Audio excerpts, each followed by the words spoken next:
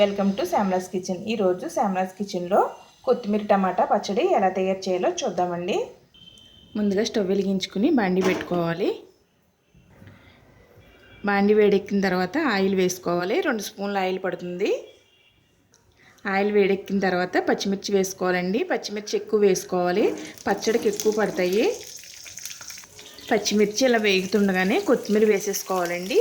ఇది కూడా పచ్చివాసన పోయేలాగా వేయించుకోవాలి. ఈ విధంగా పైకి కిందకి కదుపుకుంటూ వేయించుకోవాలండి. ఈ విధంగా దోరగా వేగిపోవాలండి. ఇప్పుడు ఇవి ఒక ప్లేట్లోకి తీసుకుని చల్లారి పెట్టుకోవాలి. ఇంకొక స్పూన్ ఆయిల్ వేసుకోవాలండి ఇందులోనండి, టమాటా ముక్కలు వేయించుకోవడానికి. ఇప్పుడు అదే ఆయిల్లో టమాటా ముక్కలు వేసుకోవాలి.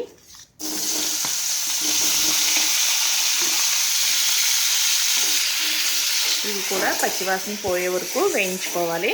ఇందులోనే మనం చింతపండు వేసేసుకోవాలండి. మనం పచ్చడికి సరిపడా చింతపండు వేసేసుకోవాలి. టమాటా పులుపు సరిపోదు, అందుకోసం చింతపండు వేస్తున్నాము. టమాటా ముక్క మెత్తబడిలాగా వేయించుకోవాలండి, అప్పుడే టేస్ట్ బాగుంటుంది పచ్చడి. టమాటా ముక్కలు కూడా మగ్గిపోయాయండి, మెత్తగా అయిపోయినాయి. ఈ విధంగా మగ్గిపోవాలి. ఇప్పుడు స్టవ్ ఆఫ్ చేసేసుకుని కాసేపు చల్లారనిద్దామండి మిక్సీ గిన్నెలో వేయడానికి.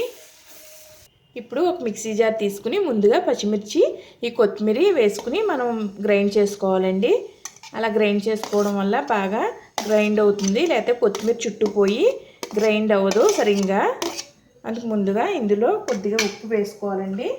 రుచికి తగినంత ఉప్పు వేసుకోవాలి. ఈ విధంగా ఒకసారి గ్రైండ్ చేసుకుని పెట్టుకోవాలండి. ఇప్పుడు ఇందులో మనం వేయించుకున్న టమాటా, చింతపండు వేసుకుని మరొకసారి గ్రైండ్ చేసుకోవాలి. ఈ విధంగా మెత్తగా గ్రైండ్ చేసుకోవాలండి. చూసారా, చాలా చక్కగా గ్రైండ్ అయిపోయింది, ఎక్కడ ముక్కలు లేకోకుండా ఈ విధంగా గ్రైండ్ చేసుకోవాలి. ఇప్పుడు దీనికి తాలింపు వేసుకుందామండి.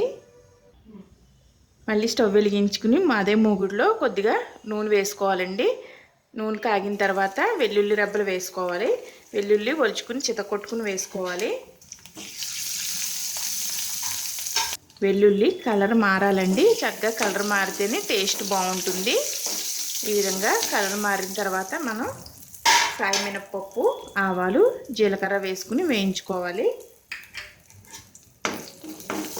అలాగే అవి వేగిన తర్వాత ఎండుమిర్చి, కరివేపాకు కూడా వేసి వేగేంత వరకు వేయించుకోవాలండి. పోపు మాత్రం మాడిపోకూడదు, దోరగా వేయించుకోవాలి. ఇందులోనే కొద్దిగా పసుపు వేసుకోవాలి. పోపు అంతా ఇలా వేగిన తర్వాత మనం ముందుగా రెడీ చేసుకున్న పచ్చడి వేసుకోవాలండి. పచ్చడి మొత్తం వేసుకుని ఈ విధంగా వేయించుకోవాలి. ఒక 2 నిమిషాలు ఇలా వేయించుకోవడం వల్ల టేస్ట్ బాగుంటుంది.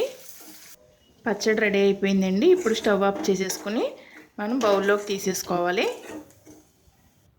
చూసారా ఫ్రెండ్స్, ఎంతో ఈజీగా చేసుకునే టమాటా కొత్తిమీర పచ్చడి.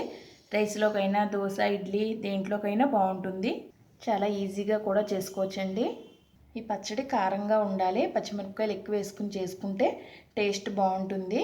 లేకపోతే రైస్లో కలుపుకున్నప్పుడు అంతగా కారం తెలియదు, చప్పగా అయిపోతుంది.